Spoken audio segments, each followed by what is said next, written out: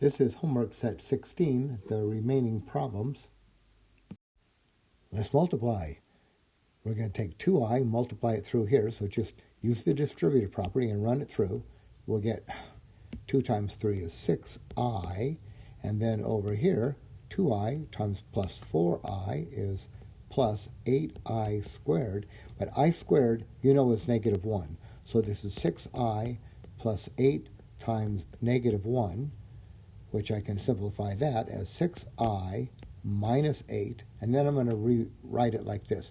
So I have the real part and then the imaginary part. All right, so I'm going to write negative 8 plus 6i. Now, when we make these multiplications, this I squared is going to come up often. So you see what it does? It's negative 1, and you multiply some number by negative 1, it changes the sign of that number. So I see I squared as a sign changer. So if I have plus 8, I squared, make it a minus 8. If I had, say, minus 8, then I squared, I see it as plus 8. Question 10, let's multiply everything in this set of parentheses by everything in that set of parentheses. So I'll take the 3 and I'll run that through. 3 times 3 is a 9, 3 times 2i is 6i. So let's do that. So it'll be 9 plus 6i, right? What I've done is I've done this. 3 times 3, 3 times 2i. Now let's go over here. I'll get another 3i. And then here, I'm going to get 3i squared, right? Not 3. I get 2i times I is 2i squared. So here we will get plus 2i squared. Now, this will give me a 9. Now, you see this? I got 6 i's and 3 more. That's 9i. Now, that's an I squared, right? I squared. I times 2i is I squared. Now, you can write that negative 1 if you like, and then multiply it by 2, or just see the I squared as a sign changer. I got a plus 2. That's a sign changer, so it's going to be a minus 2, and then 9 minus 2 is 7, and then plus 9i. Question 11. Let's multiply these two complex numbers, and I'll just do so as if they were two binomials. I'll just multiply everything in one by everything in the other. So let's start here. I'll take the 4 through. So I will get 4 times 2 is 8, and then 4 times negative 3i is negative 12i. Now move over to the 2i. 2i times 2 is plus 4i, and 2i times negative 3 minus 6i squared. Now I'll do a couple things here at once. 8, now combine these two. Negative 12i plus 4i is minus 8i, and what have we got here?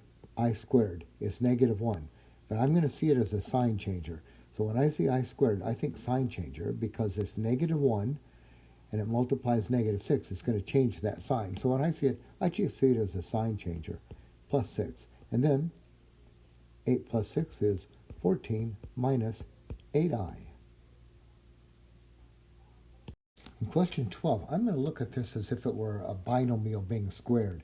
Now, if you remember, we have a template for squaring binomials. What we do is we square the first, multiply the two together and double that, and then square the last. So let's go through this. So we'll square the first, 16, multiply these two together, 4i, and double it, 8i, and then square the last.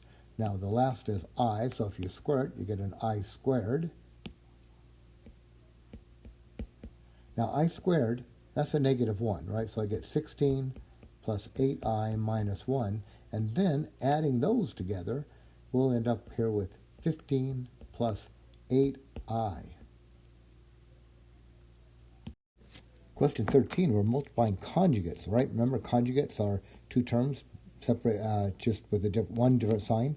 So I got 3 plus 4i, 3 minus 4i, and we have a pattern for this. We have a little template. What we do is we square the first, put a minus sign, square the second. So I'm going to square the first, put a minus sign, and square the second. So doing so, I'll get a 9, square the first, I get 9, put a minus sign, square the second, so 4i squared is 16i squared. Now I squared is a sign changer, so I get 9 plus 16, which is 25. Real interesting. So this always happens when you multiply complex conjugates. If the conjugates are complex numbers, you always end up with a pure real number. The imaginary part is gone. We're in question 14. We have a quotient. Now, here's how we handle these quotients. I'm going to multiply this quotient here by 1. It's going to look like this.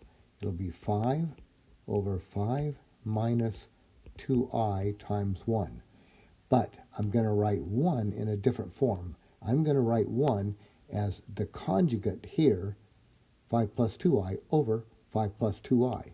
So let's do that. So it'll be 5 over 5 minus 2i times, now get the conjugate, 5 plus 2i, 5 plus 2i. That's 1, right? One number divided by itself is 1. And this I'm multiplying here by the conjugate of that denominator. Now, I'll indicate the multiplication in the top. I'll do that later if I have to. 5 times 5 plus 2i. And in the denominator, you see what we have? We have conjugates. Conjugates in the denominator. And if you look back to that last problem 13, when you multiply complex number conjugates, the imaginary part goes out, and you're just left with a real number, a pure real number. So, if we multiply down here, now conjugates, remember we have a pattern for this, a template. You square the first, 25, put a minus sign, square the second. Square the second, 2i, square it, you get 4i squared. Now in the top, we're going to get a 5 times 5 plus 2i over, now this is 25 plus 4, right? That I squared is a sign changer. So now I've got this. I'll do it up here at the top. I'm just going to multiply in now. I'll get 5 times 5 is 25 plus 10i over 29. Now, some people say it's okay to leave it like that. I like it in this form, a plus bi, where I have an actual real part and an actual imaginary part. So I'm just going to break this fraction up like this. 25 over 29 plus 10 over 29i. But just so you know, the homework is asking us to write it in this form up here. And let's finish off this exercise set with problem 15, question 15. So we have a quotient, so we know what to do here. You multiply by 1, 2 minus I over 2 plus I, but that 1 you write as the conjugate of that denominator. All right, so I'm going to write this like this. 2 minus I over 2 minus I. Now 2 minus I is the conjugate of 2 plus I. Now in the numerator, we're actually just squaring this, right? It's 2 minus I times 2 minus I. If you want to use the pattern for it, that's fine. If you want to just multiply it out, let's do that. So, first times first, 4. And then outer product times inner product. Negative 2i minus 2i minus 4i. And then I, right, negative I times negative I is positive I squared. But in the denominator, I'm going to use the pattern for it. I'm multiplying conjugates. So I square the first, 4, put a minus sign, square the second. All right, up here, square the first, so 4, put a minus sign, square the second, I squared. Now, in the numerator, we'll have 4 minus 4i, and positive I squared, remember I squared is just negative 1, so I get a minus 1 here, over 4 plus 1, right? Remember I squared is a sign changer, or you can think negative 1, right? So what do we get in the top here? Now we can combine those, so let's do that. So we will get 3 minus 4i all over 5, and the homework is telling us to write it like that. I prefer this. 3 over 5 minus 4 over 5i. That way I've got the real part and the imaginary part. But this is a pretty common way to do it. And that finishes up our homework set 16 on complex numbers.